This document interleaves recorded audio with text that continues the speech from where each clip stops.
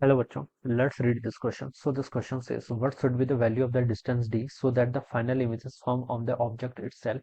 Focal length of the lens r is given in the figure. ठीक है, आपके यहाँ पर फोकल लेंथ गिवन कर रखी है। तो चलिए बच्चों, अब हम इस क्वेश्चन को स्टार्ट करते हैं। So we can write down the key concept of this question. इस क्वेश्चन का की कॉन्सेप्ट देखिए, आप क्या लिख सकते हैं।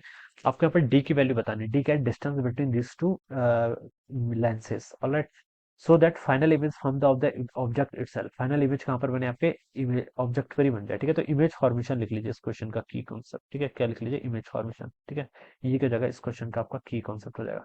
तो चलिए बच्चों, देखिए इसको स्टार्ट करते हैं।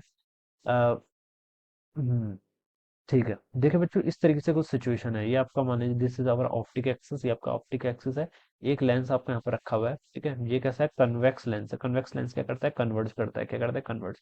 यहाँ से रे ऑफ लाइट ऐसे आ रही है। ठीक है, रे ऑफ लाइट यहाँ पर आ रही है। ठीक है, अ, देखिए इसकी फोकल लेंथ आपको 10 सेंटीमीटर पर दे रखी है। ठीक है, और ये जो यहाँ से ऑब्जेक्ट की डिस्टेंस है इस वाले लेंस के लिए, ये भी कितनी है? 10 सेंटीमीटर के। यानी कि देखिए ऑब्जेक्ट कहाँ पर रखा हुआ है? इसका प्रिंसिपल फोकस पर रखा हुआ है। कहाँ पर? प्रिंसिपल फोकस पर। और हमें पता है, देखिए अगर ऑब्जेक्ट आपका प्रिंसिपल फोकस पर रखा होता है तो आपकी रेज आफ्टर रिफ्रैक्शन कैसे चली जाएंगी? पैरेलल टू प्रिंसिपल एक्सिस के पैरेलल। ठीक है, ये देखिए वाइस वर्सा भी ट्रू है। अगर रेज आपकी क्या आती है? पैरेलल टू प्रिंसिपल एक्सिस आती है, then after refraction they will passes through the principal focus. इससे पास करती है प्रिंसिपल फोकस से। ठीक है, तो ऐसा आपके यहाँ पर सिचुएशन हो जाएगी। ये आपका ऑलवेज ट्रू है, कॉन्वेक्स लेंस के लिए भी और आपका कनकेव लेंस के लिए भी। ठीक है, तो यहाँ पर देखिए आपकी रे ऑफ लाइट क्या आ रही थी? आपकी ऑब्जेक्ट आपका प्रिंसिपल फोकस पर रखा हुआ था। कहाँ पर रखा हुआ था? प्रिंसिपल फोकस पर। ठीक है, यहाँ पर हमें फोकल लेंथ गिवन कर रखी, तो ऑब्जेक्ट तो जो रेज होंगे after passing they will becomes parallel to the principal axis. Right, उसके बाद देखिए आपका आगे एक कनकेव लेंस भी रखा हुआ है। क्या रखा हुआ है? Concave lens. ठीक है, ये क्या रखा हुआ आपने? कैसे? Concave lens. अब कनकेव लेंस पे देखिए ये रे ऑफ लाइट कैसे आ रही है? Parallel to the principal axis है। क्या है आपकी? Parallel to the principal axis. ठीक है, तो इससे ये रेस क्या करेंगे? आपके रिफ्लेक्ट करेंगे, तो ऐसे चले जाएंगे। ठीक है, यहाँ पर से ये देखिए, ये आपका डाइवर्जिंग लेंस होता है ना, डाइवर्जिंग लेंस है, तो रे ऑफ लाइट के चले जाएंगे, इसके ऐसे चले जाएंगे। ऑलराइट, अब बच्चों देखिए आपको हमें एक चीज और पता है यहाँ पर। ठीक है, हमें क्या पता है?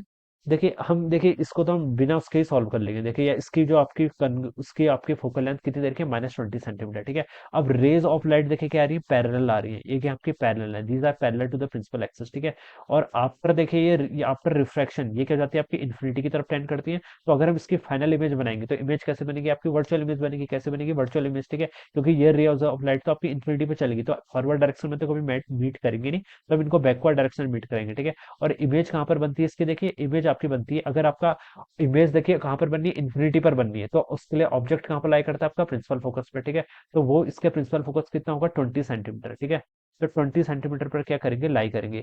और क्वेश्चन में आपको हिंट दे रखा है कि जो फाइनल इमेज बननी है वो ऑब्जेक्ट इटसेल्फ यहाँ पर ही बननी है। तो इसका मतलब है कि यहाँ से लेकर यहाँ तक की जो डिस्टेंस होगी वो 20 सेंटीमीटर होनी चाहिए। कितनी होनी चाहिए? 20 सेंटीमीटर। ठीक है, तभी तो आपकी फाइनल इमेज यहाँ पर बनेगी। ठीक है, तभी आपकी क्या बनेगी? फाइनल इमेज यहाँ पर बनेगी। तो ये टोटल डिस्टेंस आपकी 20 सेंटीमीटर होनी चाहिए। इन दोनों के बीच की डिस्टेंस आपको डी दे रखी है। तब आप यहाँ से बता सकते हैं 10 प्लस डी किसके इक्वल होगा? 20 सेंटीमीटर के इक्वल। और डी की वैल्यू कितनी हो जाएगी आपकी? 10 सेंटीमीटर के इक्वल। तो आपका आंसर यहीं से आ जाएगा, बिना आप कैलकुलेशन किए आप ऐसे भी सॉल्व कर सकते हैं इसको। ठीक है, 10 सेंटीमीटर, यानी कि ऑप्शन ए क्या होना चाहिए इसके यहाँ से? राइट आंसर होना चाहिए। Alright, so this is how we will solve this problem। इस तरीके से क्या करेंगे? हम इस क्वेश्चन को सॉल्व करेंगे। ठीक है, so I hope you all understood this concept। All the best and thank you so much।